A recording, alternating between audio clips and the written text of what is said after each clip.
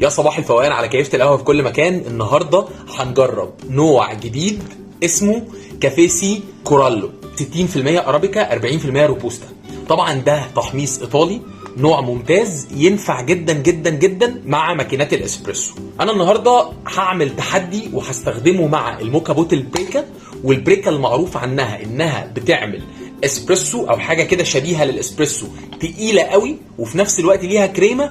بس الفيدباك اللي بيجي من الناس كلها ان طعمها مش حلو وطعمها مر قوي عن الموكا بوت العاديه اللي هي الموكا بوت البياليتي الاكسبريس العاديه.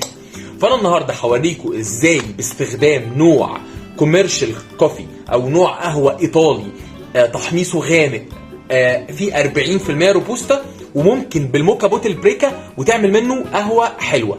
فخليكم معايا. اول استخدام ليا للكافي سي الكورالو. هنفتح مع بعض الكورالو واقول لكم دنيتها عامله ايه ووضعها عامل ازاي. نفتح كده ونقول بسم الله لا لا لا، احنا داخلين على قصه قويه جدا. تعالى كده اوريك شكل تحميص الحبوب عامل ازاي. طبعا الشمه الاولانيه تبقى رهيبه، تبقى قويه جدا،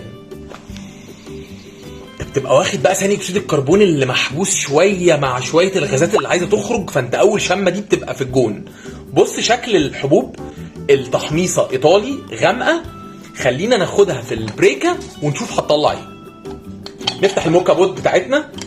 مش محتاج طبعا اقول لكم ان الموكا بوت 3 اجزاء وليها طريقه معينه في الاستخدام، وهيطلع لكم لينك دلوقتي على الشاشه هيعرفكم كل حاجه عن استخدام البريكا وازاي تطلع منها احلى شوت. خلينا بقى ناخد شويه القهوه الحلوين بتوعنا ونطحن. طبعا الموكا بوت البريكا او الموكا بوت عموما ولا فيها وزن ولا فيها ريشيو ولا فيها الكلام الحنتريشي ده. عشان تطلع افضل شوت من البريكا انك تطحن طحنه اسبريسو او يعني اخشن من الاسبريسو درجه، هتطلع منها حاجه ممتازه لو عملت كده.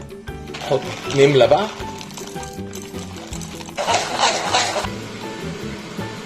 اكتشفت حاجه لطيفه قوي، ان انت لو فكيت التكتلات باي مفكك تكتلات كده قبل ما تبدا واديتها خبطتين، الاستخلاص بيبقى احلى كتير. وهنبدا نحط فيها ميه لحد الحز.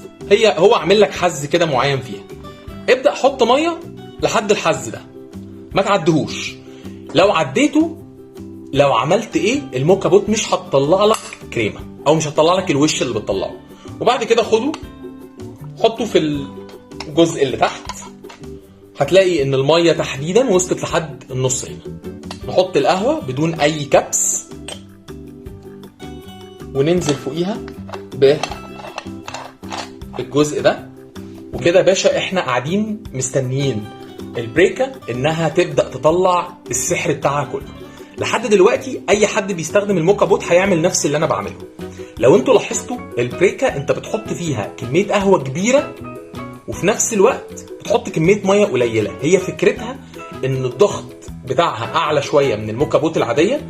كميه الميه القليله مع كميه القهوه الكبيره، والجزء الفالف اللي فوق يتقفل ويتفتح مع ضغط معين عشان ينزل الرغوه او الكريمه او ايا كان اسمها ايه الوش اللي بيطلع.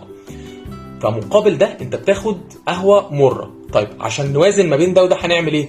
بمنتهى البساطه هتجيب الكوبايه اللي انت هتشرب فيها وهتحط ربعها ميه سخنه مع اللي هيطلع من الموكا بوت.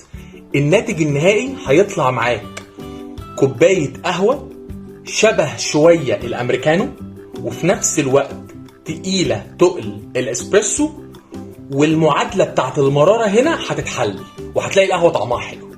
هنجرب وندوق مع بعض ونشوف كل حاجه، وهقول لكم رايي بمنتهى الصراحه، وهقول لكم اذا كانت الكورالو طعمها حلو ولا لا. وبالمناسبه يا جماعه هي ما اسمهاش كورالو، هي اسمها كورالو.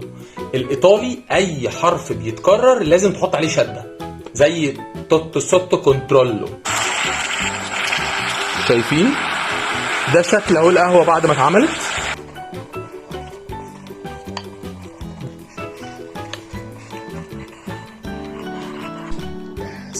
هنبدا كده ندوقها مع بعض واقول لكم هل الكام تريك اللي احنا عملناهم فرقوا في الطعم ولا لا. اول حاجه قهوتنا النهارده ريحتها ريحه كاكاو. انت بتعمل هوت شوكليت، بتعمل كاكاو، بس بتعمل كاكاو تقيل، بتعمل كاكاو غالب عليه ريحه الشوكولاته اكتر من ريحه الميلك شوكليت.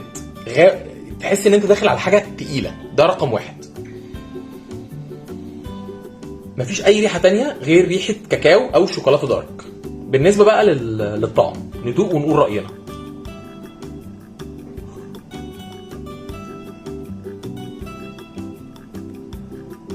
حلو قوي، حلو. فاكر لما كنت بتريق على اللي بيعملوا كده؟ بس انا فعلا لازم اعمل كده. حلو قوي. الطعم ما اختلفش كتير عن الريحه. الطعم طعم كاكاو تقيل، طعم شوكولاته دارك تقيله قوي، طعم قوي وفي نفس الوقت فعليا مش مر. وانا بقول لكم ان انت لو حطيت الناتج من الموكا بوت مباشرة من غير ما تحط شوية المية اللي تحت دول، هيبقى تقيل بشكل انت مش متخيله، وهيبقى قوي قوي، وهيبقى عند بعض الناس صعب انه يتشرب سادة، مش بسبب النوع ولكن بسبب الأداء. فانا بقول لكم بمنتهى البساطة، البريكا عايز تكسر الحدة بتاعتها، حط مية في الأول ما يعادل ربع الكوباية أو أقل من الربع، وبعدين انزل عليها بالناتج اللي بيطلع من البريكا. اوعى تعكس، لو عكسته حطيت اللي بيطلع من البريكا وبعدين حطيت عليه مية، الكريمة اللي على الوش دي كلها كل سنة وانت طيب، أول ما المية السخنة هتنزل فوقيها هتروح، هتلاقيها فتحت كده وجات على الجناب وبقت الكريمه مش موجوده. وخلي بالك الكريمه دي من الحاجات اللي بتديك احساس حلو وانت بتشرب الاسبريسو، محسسك كده بفخامه. لكن لما تحط الميه تحت الاول وبعدين تنزل عليها بدبل شوت الاسبريسو اللي خارج من البريكا بالطريقه اللي احنا استخدمناها، هتطلع شوت زي ده، شوت متوازن، شوت مرارته قليله جدا، طعم الكاكاو فيه عالي جدا وقوي، ريحه الكاكاو هي الغالبه لحد دلوقتي، وبصراحه شديده جدا جدا. انتوا عارفين ان انا ما بجاملش في القهوه، انا ما كنتش متوقع ان النوع 60% ارابيكا بس ويطلع السويتنس اللي طالعه في الطعم، او يخليني اقدر اشربه وانا مش حاسس ان الموضوع فيه مراره عاليه. فانا لو حاطط الكورالو في تقييم عام، اقول ان الكورالو بالنسبه لي طالما عدى من البريكا بالشكل ده يبقى مع مكن الاسبريسو هيبقى حلو جدا. انا لو انتوا فاكرين كنت جربت في لايف قبل كده البيرلا، والبيرلا انا رشحته جدا لان البيرلا نسبه الارابيكا فيه اعلى والسويتنس اعلى. فانا كان الكورالو النهارده بالنسبه لي تحدي، ومبسوط ان انا عرفت اعمله، لان كنت هتضايق جدا جدا لو كان بعد اللي انا عملته ده وطلع مر ما يتشربش. فده مبدئيا.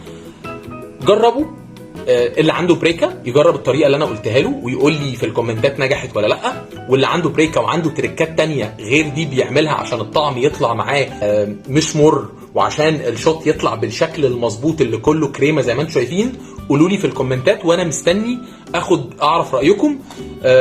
في الاخر لا يسعني الا ان انا اقول شكرا جدا لكافي سي على الكورالو، منتج محترم حلو، جربوه هيعجبكم. شكرا لألفونسو بياليتي على اختراعه للبريكا. البريكا دي اختراع حاجة محترمة جدا، وشكرا ليكم انكم استحملتوني الوقت ده كله وانا قاعد معاكم بنطحن وبنعمل القهوة، واشوفكم ان شاء الله في حلقة جديدة، والسلام عليكم.